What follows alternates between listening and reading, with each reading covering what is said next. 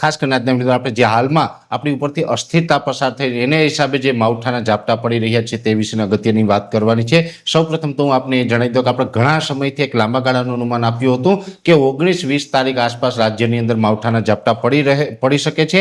એ જ મુજબ જોવા જઈએ તો ગઈકાલે 18 માર્ચથી રાજ્યની અંદર માવઠાના ઝાપટાની શરૂઆત થઈ છે અને એમાં પણ ખાસ કરીને જોવા જઈએ તો ગઈકાલે અમરેલી જિલ્લાના ગ્રામ્ય વિસ્તારો એ સાથે જામનગર જિલ્લાના લાલપુરના ઘણા બધા ગ્રામ્ય વિસ્તારની અંદર માવઠાના ઝાપટા નોંધાયા છે।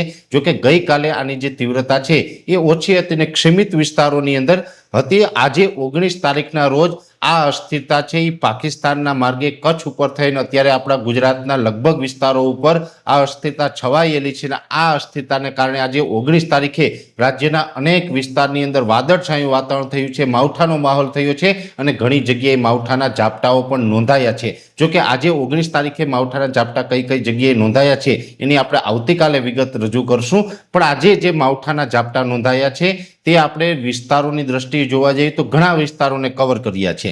હવે આ અસ્થિરતા અત્યારે આપણા ગુજરાત ઉપર છે અને આવનારા 24 કલાકની અંદર આ અસ્થિરતા છે ઉત્તર પૂર્વ દિશા ઉપર આગળ વધી જશે।